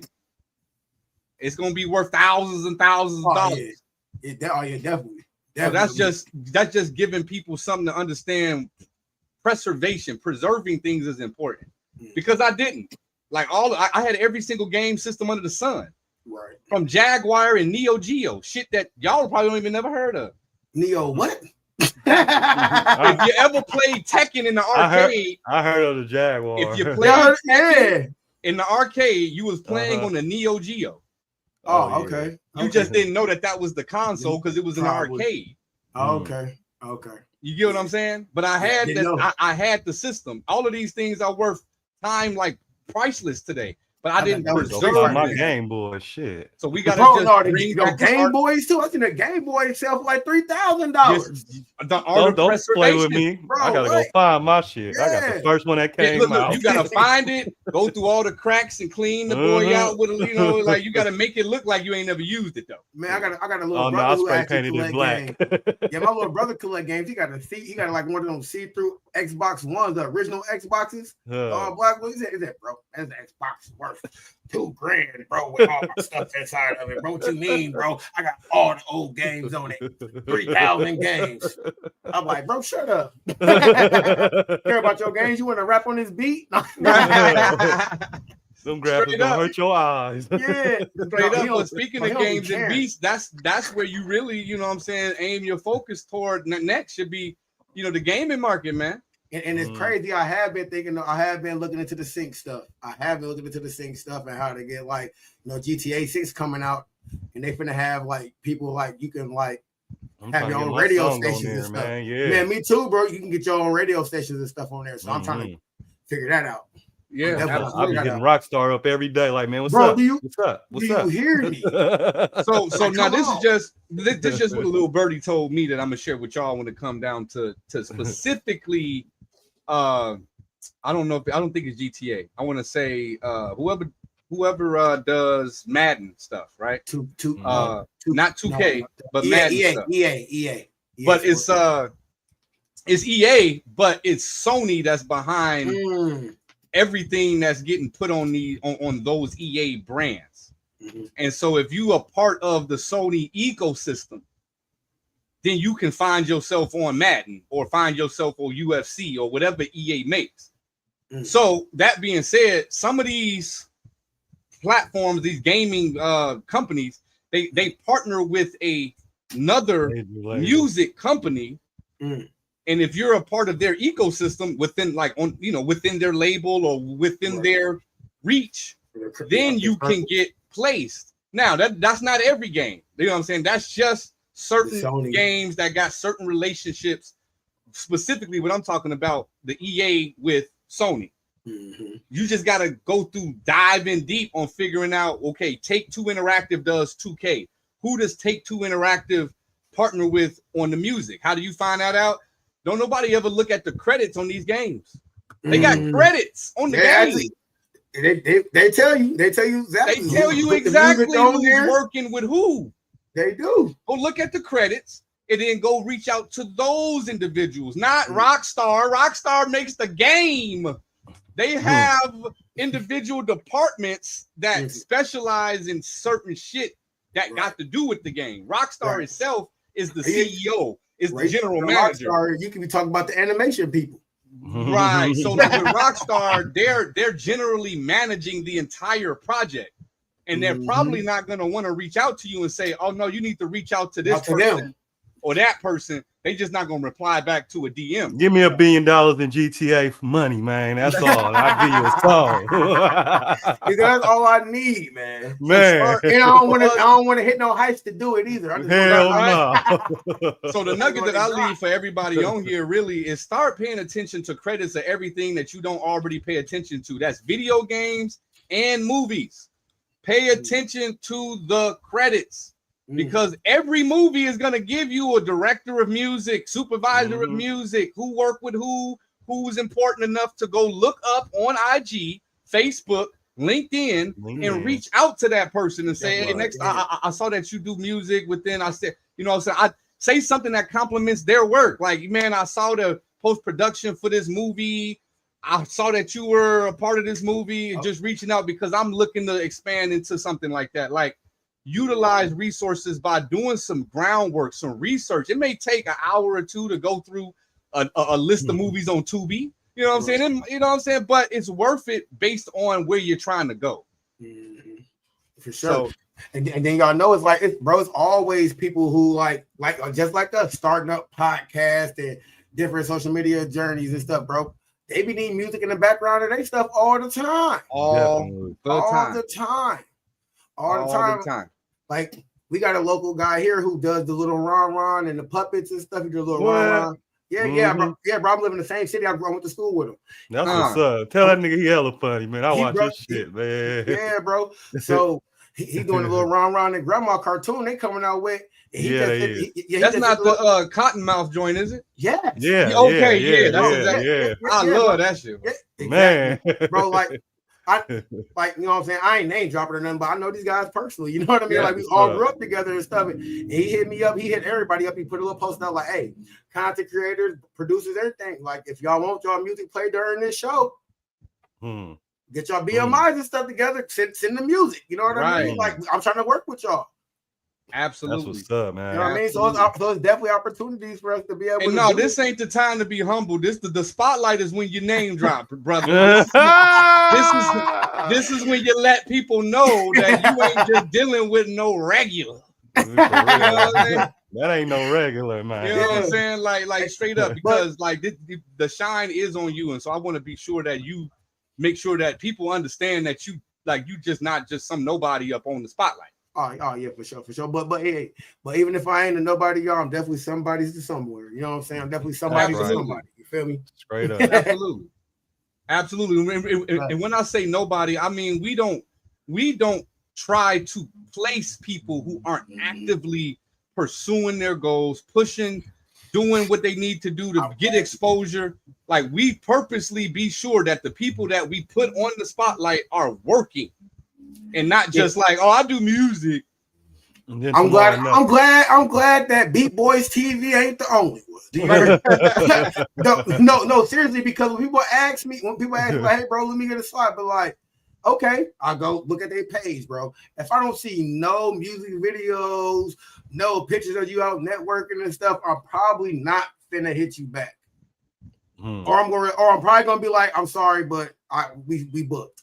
Message. And that's just that, bro. Like, I'm not finna try to help you if you ain't trying to help yourself. And that's just that's a message to all of y'all who be trying. Like, I know my man's inside just went on a whole rant on the podcast we was on in Dallas, where he was giving the business to those of individuals who get on our platforms and don't have nothing to say, don't have no thanks, don't like or comment, don't share shit. So I'm gonna reserve me going off because he already did that for me. But what I will say, yeah. But what I will say is that, like, it's facts that's happening, that y'all do that type of thing, and y'all be upset when we decide, like, no, we're not gonna book you because you don't have no movement, you don't have no traction, you're not even trying. We don't even do trying around here. You're not even doing traction.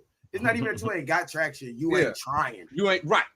But the reason why, so the thing is, the reason why you don't have traction is because you're not trying. Right. You know what I'm saying? Like, that's it. Because I don't care if you got 4 likes on your reel. I don't care. Like, I'm not gonna look at your content and be like, oh man, like, you can't be on the spotlight because no one follows you. We don't have people on the spotlight that got hundreds of, like, 100 followers, like, you know, and stuff like that. We don't care about what the perception is, because that's just IG. You know what I'm saying? Like, some stuff we don't even realize is bigger than what we know, because you may just be on one platform. If I'm just on IG, I may not know that this guy got millions of followers on Facebook, but on IG he just started doing IG, so he got 1,000, but he's extremely popular on another platform. So I don't even look at the numbers like that. But if you don't have anything showing that you're out here doing anything, I can't book you. What we gonna talk about? You know what I'm saying? We gonna play your song from 5, 6, 7 years ago? What we doing? You know what I'm saying? So that's just a nugget for the audience, man. If you're trying to get on these shows, whether it's Beat Boys TV, whether it's Mix Squad TV, have some work, please, because bro, when the ARs and them looking,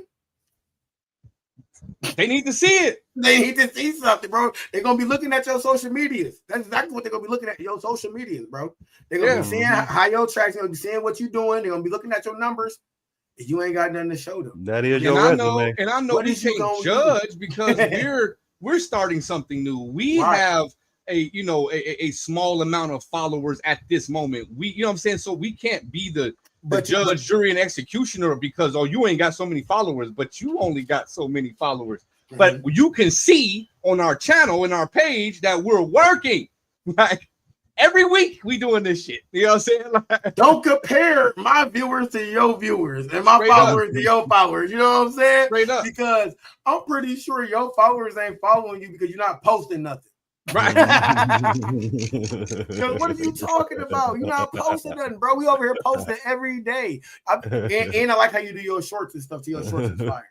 Appreciate it. I like your shorts. But you know, I see your shorts all the time. I like your shorts. I share the shorts and stuff. You know what I mean? So I be seeing you working. I be seeing Mix Squad working. Yeah. You know what I mean? Like, bro, you do the same for me. I see you liking my promotion video. You see me working. Bro, if I scroll down if we scroll down your stuff, and I'm pretty sure if y'all scroll down our stuff and y'all don't see nothing, y'all not gonna want to ask us for an interview. So, absolutely. So why would you ask us? So why would you ask me for an interview if you ain't doing nothing? Straight up. And then on the networking side of things, you know that, like, out of that event that had them 300 some people, it's like 2-3 people that still network with me from the event. Like, I'm talking about, like, I like they stuff, and you know what I'm saying. But as far as out of the 60 new followers that Mix Squad generated that day, you and maybe 2 other people actually still communicate, whether it's like, because like you could communicate in a share. That's communicating. That's letting me know that you there. You still fucking with us. Oh, God. That's all I need. That's all I need to know that you there. Straight up. That's all I need to know. And so, like, out of all that networking, it's just imperative that when you do these events, artists, producers, beat makers, when you do these events, keep up with those who you make connections with. Yeah. Because, you know what I'm saying? Like, we got to follow that night. I'm prone to unfollow people. That's just my nature. Like, if I see over time that you just don't engage with nothing I do, I'm gonna get tired of seeing your reel. I'm gonna get tired of seeing your shit because you don't return the favor ever. Facts.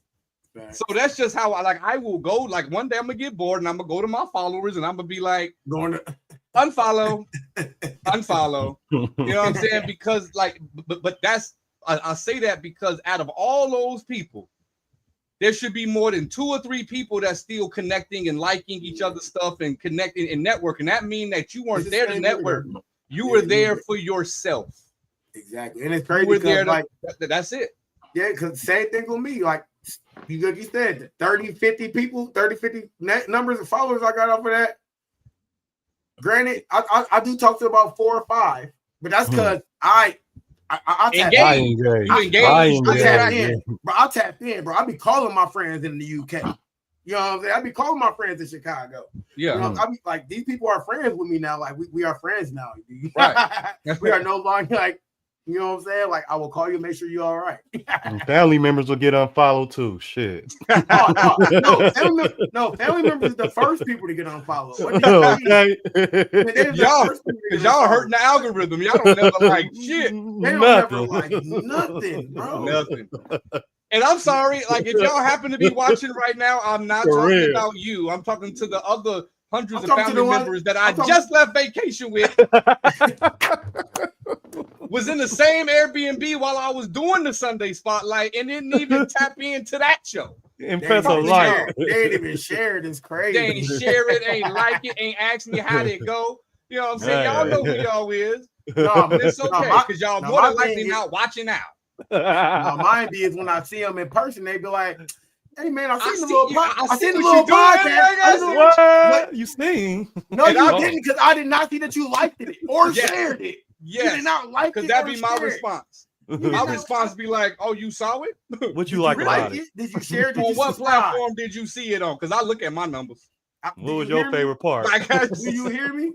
Oh God, what was your favorite part? Real talk.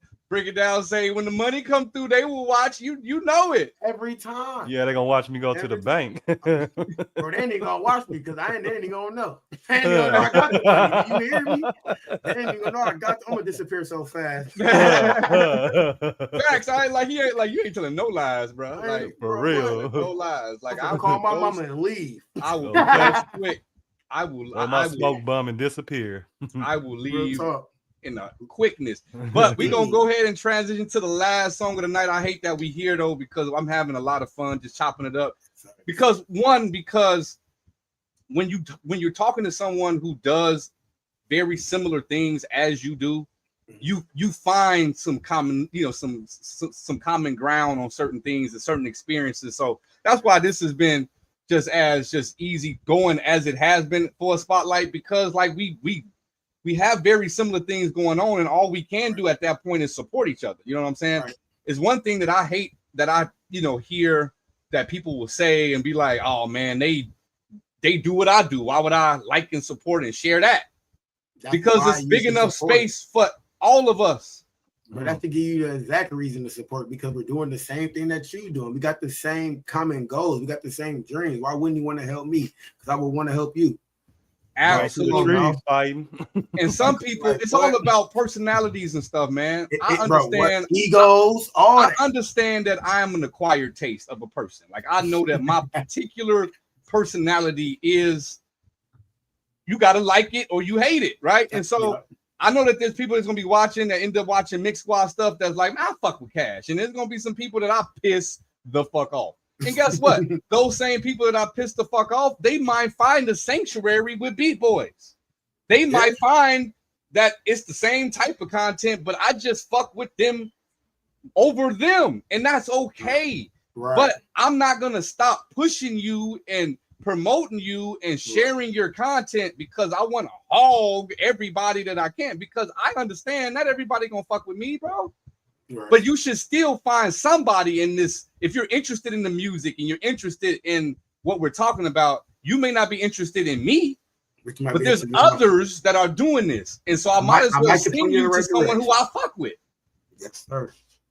Yes, sir. So I can point you in the right direction. You know what I mean? Like if I ain't got it, he might have it for you. Yeah, yeah. Like you said, the character of the person matters. And a lot of times I repel fuck shit. You know what I'm saying? Like when it come to me, I don't really deal with a whole lot of fuck niggas like that. Like I really cut them off from. Bro, you shouldn't have to. I don't. I just like you shouldn't really have don't. to, bro. I don't deal with it. And so when it come down to like extra hood ass shit, this ain't the platform, bro. You know yeah, what I'm it saying? is, man. Y'all know what I'm saying, man. It's always good, man. Y'all feel me? I mean, considering we could roll up his shirt, you're probably right. you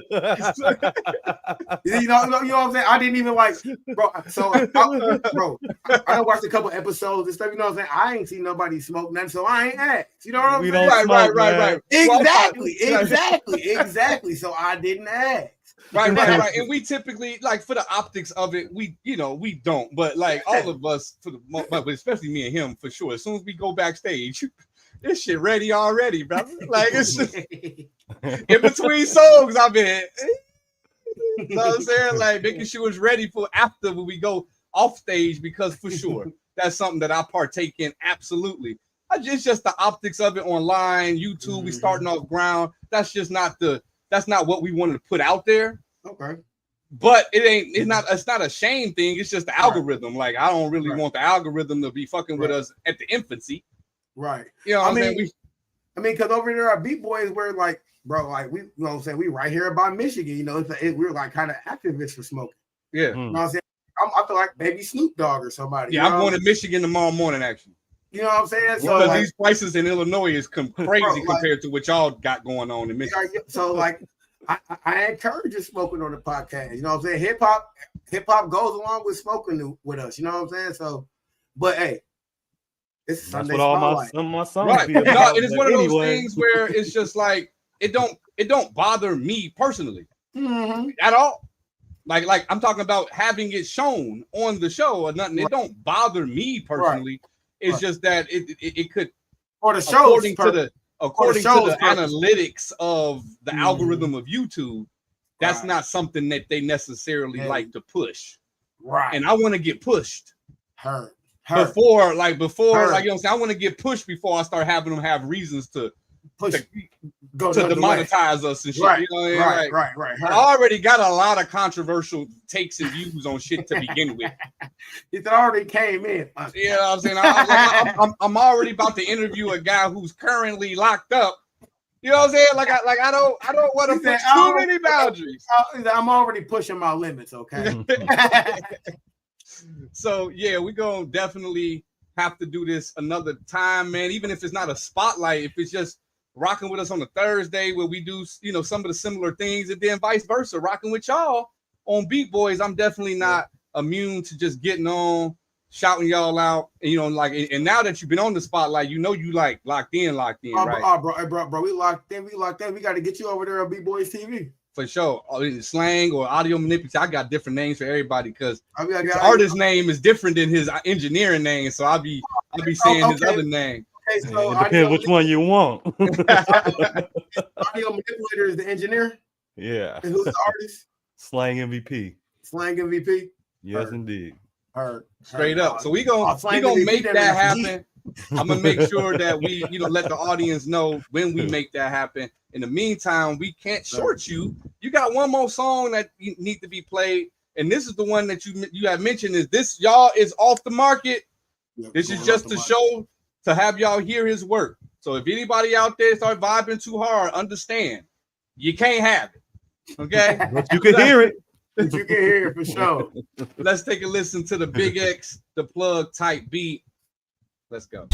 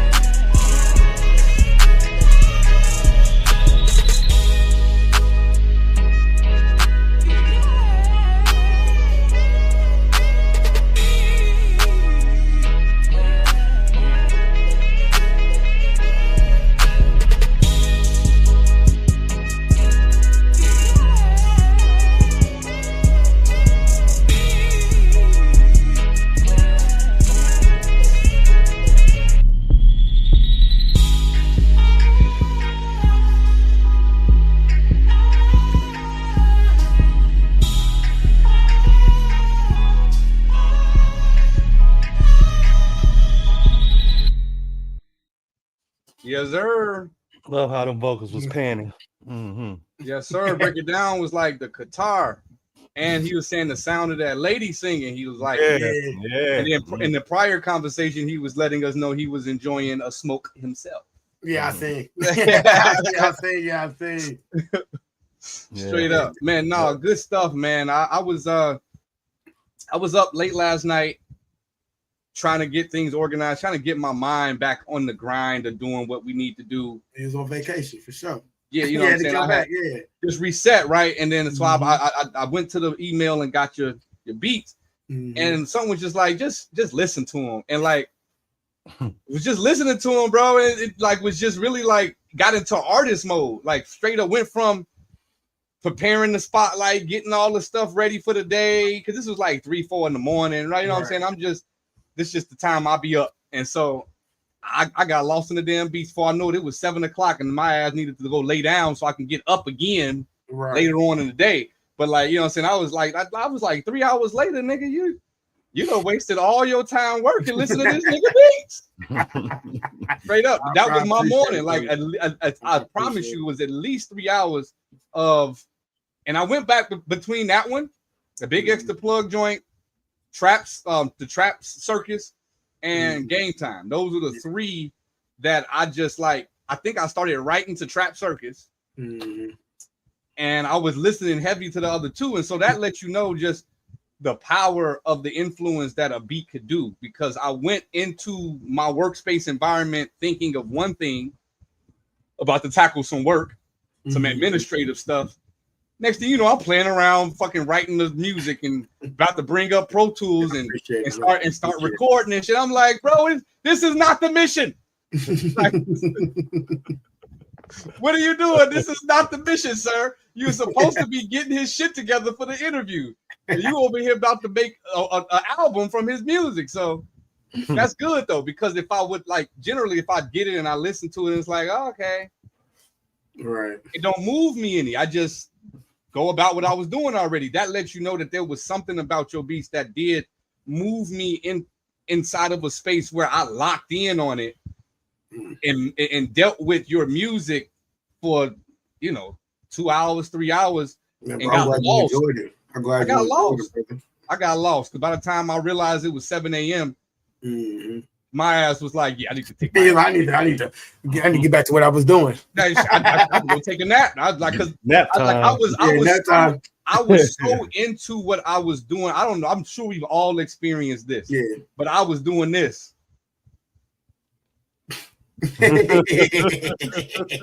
While I'm over here writing to the song, I'm over here.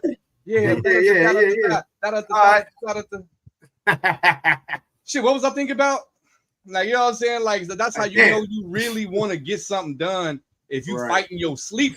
Right. Because normally if I get sleepy like that, man, fuck that, I'm tired. You just cut out your mic, bro. You cut out your mic, bro. Oops. Is that better? Straight up. I appreciate you, bro. I appreciate it. Yeah. And it's crazy because that beat I do need to take it off because I actually redid the beat for him. Like the beat don't sound the same. Like I said, when I played at Chicago, it was kind of like a lot of low end to it. Yeah. So we took the low end out, sound real crisp now. So when he drop it, y'all gonna hear it. It's gonna sound really, really good. That's what's up. That's what's up, man. I'm happy that I went to that event. Happy I had a chance to encounter you, reach out, and touch base with you. Your wife was there too, wasn't she? Yeah, she was. At the event? Yep. I remember you had the reels about y'all traveling to get there, and for sure, you know what I'm saying? After we had met and stuff, like I try to go through people I meet's reels and see what they got going on. You know what I'm saying? Sure, What's up, Zamarian? What's going on, brother? Appreciate the love, man. Like, comment, share as you always do, man. Hopefully we will get you on this spotlight one of these days. I know you a busy brother, but we would love to have you as well. But man, like, just coming from that event, your energy at the event, it's the same energy that it is now. You are authentically you. You're not a poser. You're not someone out here acting like somebody that they're not, which is what I gravitate to, because I'm like, my energy gravitates to people who are authentically themselves and are not trying to act like someone else. You know, Some are not. Yeah. And I feel like people shouldn't, like, bro, if you be just be yourself, bro. Like, you ain't gotta work hard, bro. I swear, like, it's not hard to just do. Not hard to be yourself. It's not hard, bro. Right. And like, bro, like to be yourself is the wonderful thing. I don't understand why somebody wouldn't want to be themselves anyways. Absolutely. Be honest with you. Absolutely. No, and it's great. We was just me and the brother apprentice that I was sharing his situation was just talking about the man in the mirror and like truly loving yourself and what does that look like and what does that mean, and you know, like having that conversation and really just rewiring ourselves to really truly know what it means to love yourself. Because if we really learn what it means to love yourself, that would be reciprocated and the world truly would be a better place for it. Because a lot of people that's traumatized out here is trauma that stems back to self-hate. Yep. And that self-hate causes you to hate on me. Yep. You know what I'm saying? You mad at yourself, now you mad at the world. But because I love myself and I love those around me, and I don't mind sharing love and sharing positivity and like commenting and sharing on your shit. Right. I become a prey of target because, like, you know, you see me as food because you're so negative and so evil-minded about shit that you looking at me like this nice ass nigga. We're gonna spread the love. I'm about to eat the hell out of this nice ass love, nigga. bro. Definitely spreading the love. We ain't no hate all day, every day. And so, you know what I'm saying? That I think I like to drop nuggets for the people. I just think, like he said, being yourself, being authentic, and having a sense of peace, love, and care for others. Yes. I promise you, it may be a longer road, but you are guaranteed to get where you're trying to get, compared to the other way where, like, it might work for you, it might not. Like, some people be so much clear. Your role. Some people are exotic, right? Like for instance, some people are extremely exotic, like Lil Nas X, or like some other, just like, I'm gonna go completely out there and do something so crazy to get attention. Right. It works half the time and it don't work half. You know how many people out there looking crazy as the fuck, but don't got nobody following them? Just looking crazy for no reason. Like, there's a lot of, so like, it's not a proven method. It's one way. But the proven method is what you see in front of you today with people that work hard at what they do, but also encourage other people while they're doing it. So learn from us, learn from FDE, RAYM, learn from the Mix Squad, learn from those you watch who are pushing positivity, that you can also become exactly who you want to be by pushing the positive narrative. It don't always got to be about the negative shit, man. So, and I love that about you. I don't think I've actually heard you. Because I got, you know, I said I do, like, there's things that I say and talk about that are negative. But out of all the content that I've ever seen you drop, bro, I've never seen you really be negative or be like, you know, I'm sure you have your blues, your moments are in a rut. I'm sure you go through everything that we all go through, but you never show that shit, bro. Bro, because I used to be such a irritated soul, like, with life, bro. Such irritated. So I used to hate the world. Like, I try not to even use the word hate in my vocabulary these days because I ain't no hate in my blood, bro. Right. I don't hate nobody, bro. To hate somebody is to say the worst about somebody. I'll be feeling like, you know what I mean? So like, I try not to use. I used to be such a evil spirit, bro. My life done turned around so much since I done dedicated to music and to my fiance and our kids, bro. It's just into my work, and it's like, I'm just truly blessed and highly favored to be around doing what I do on this podcast, on B-Boys TV, bro. It's just been an all-around blessing, bro. And that's why I keep this light shining and hoping it's not dimming. And keep it, man. Keep it. Do not allow anyone to dim it. And then we're going to go through our motions. Like, we're going to go through our own head. Our own head is our worst critic, our worst enemy. Like, we're going to critique the hell out of ourselves. You know what I'm saying? I'm going to find something on this podcast where, like, my emblem ain't quite straight. You know what I mean? Like, it's just dumb shit. Because we constantly always looking at ourselves to try to, to better ourselves. But I think it's also stems from trauma, bro. Like, I really think that we, to some degree, were never good enough to somebody. And so we constantly always critique ourselves because to whoever was important to us, they didn't look at us in the same light. and we constantly fighting toward trying to make them look at us in the way we want them to see us. So a lot of our humility be traumatic. It don't be like, I'm just a humble person. No, you like to some degree you traumatized, and you don't want people to, you know, you don't want people to talk bad about you, because think about it.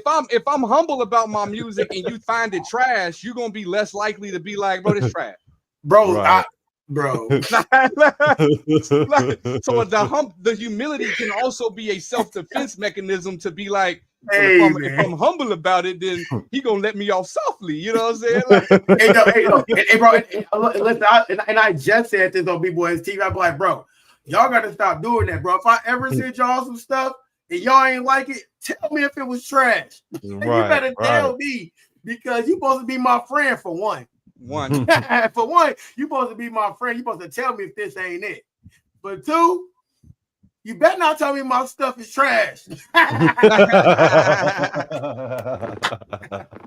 So pick one. Yeah, so pick one. You better find them. You better find a middle ground. You better find a medium right there. Yeah. Like, man, I wouldn't say it was trash, but I definitely put it in the garbage. You know what I'm saying? Maybe it dropped on the floor and I had to sweep it up. Talk about skinny black, man. Straight up, man. This has been fun, man. I really enjoyed our time here. Like I say, this won't be the end. We're gonna definitely have to come back together at some point and do some more joint content, whether it's Beat Boys TV and Mix Squad TV, put together something, man. I'm for it. I love the energy, man. I love your positivity and your outlook on this thing we call life. And, you know, knowing me being someone who also was at a point of like a low where I was homeless at some point, fucked up, not knowing where I was going to get the next dollar and all of that shit. Like, I do understand when you say like, I just hate it. Like I hated things. I hated life. I had a mentality, right? I love to hate you, hate to love you type shit. Right. You know what I'm saying? And so, you know, I can definitely tell you between the two different perspectives, it is definitely a lot better. I enjoy looking at myself. You know what I'm saying? Like, I can look in the mirror and be like, man, I'm proud of you because of the positivity that I push out in my life. When at one time I couldn't look myself in the eye. You know what I'm saying? Like, I know what I've done to people directly and indirectly. To people, to yourself, man. All of that. All of it. I couldn't look at myself in the eye. And at this point in time, I wouldn't take that back for nothing, because now I'm able to see myself and know that I'm the very best individual version of myself that I could be. And meeting people like you continuously push me to continue to go in that direction, because we get sidetracked. But meeting people who are on that same wavelength, who think similarly, who got the same vibration, it definitely helps with that motivation, brother. So I appreciate it, bro, for sure, man. You, bro, when I say you inspire me, bro, when I seen it, I was like, oh, this the dude from Cymatic. He went to play. He got a podcast for real. I got to watch it. I said, oh man, you got the wish master. Hold on, you watch this a little bit. I said, he asked the good questions. I start taking notes. That's when I start taking notes, bro. You know, shame my game, bro. I be watching. You gotta. Like, I do the same with other people with good content. Like, I do the same thing, man. Bro, that's what I'm saying. I be taking notes, bro. I just love what y'all doing over here. Mix Squad, bro. Y'all real humble people, bro. Y'all real dedicated people, bro. Y'all great, bro. I love it. Thank you for the opportunity to come on, brother. I appreciate y'all a lot. And it's brothers like you that motivate us to keep going, man. Straight up. No lies, man. And it was short notice. You know what I'm saying? Like, people don't know the half, you know, because behind the scenes, we be putting together the show. We be putting together this content for y'all. And like you say, people will cancel last minute or whatever. Like, in this situation, it wasn't necessarily last minute. I thank the brother for giving us heads up. But this brother came on here like less than a week, pretty much a week notice. You know what I'm saying? So you hit me up. I was waiting on you to hit me up. I was waiting. He said, I don't know when I'll be able to get you. I'm going on vacation. I'm kind of booked up, but if we get something come up, I got you. Yeah, and brother, you kept your word, and that's what I'm talking about. That's all we need is people to keep their words. That's it, man. That's it. I knew we was booking for the fall because we do have pretty much everything lined up for the fall already. But at the same time, like you know, stuff happens. Stuff happens. And I'm like, man, like a first come, first serve, and he was on it. And that let me know, and the whole squad said this off backstage before we got to, before you joined in, was like, we appreciate people like that because that means that you were serious about coming on, that you really wanted to do this. Bro, I had to when I talked to you, I told you I wanted to set up a podcast tour and stuff. I wanted to get my podcast tour out because I want to get my artistry out. Yeah. When I say people be so not professional at all, bro, people is not professional, and I don't see how they making it in life, bro. I don't, bro. Like who raised these people? Because I know their mamas didn't. Their mamas didn't raise them like this, y'all. It is crazy, bro. It's crazy the stuff that be happening to us at B-Boy, y'all. Right. It's crazy, man. Straight up.